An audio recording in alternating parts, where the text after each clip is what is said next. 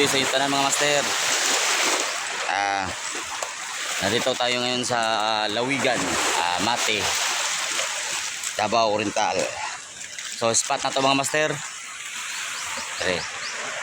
Solo ra ko karon mga master kay nga ligo man gud mi. Nga labor harvester ba. Nya ako na pa angler diri sa amo ang grupo sa mga labor harvester. Panto diri mga master. Sus, namay namana diri mga master. So gamit na ito mga masteran. Kapong 762 o ordinary nga reel nga gi-order ko sa Shopee.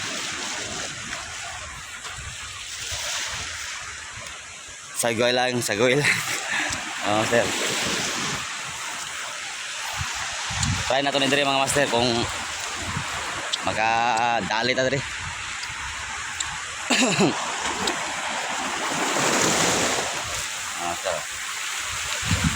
Time check mga master, 5:30 ng umaga. Itatag kaning plastaranan mga master. Gusto bang hangin din mga master?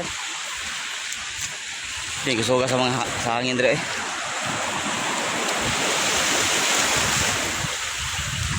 So update tayo niya mga master. So update na to ngayon mga master. On spot na to mga master no? Ne? So update na to ngayon. Nakahuli tayo ng katambak. Master 1-0. So thank you mga master. Thank you. Okay. Yeah. So first cut natin mga master, katambak. Dito yung extreme anglers kay kay Boss Ehid. Boss Ehid, 4 na buwan di nakapag fishing. First time. Lawigan, Mate, katambak.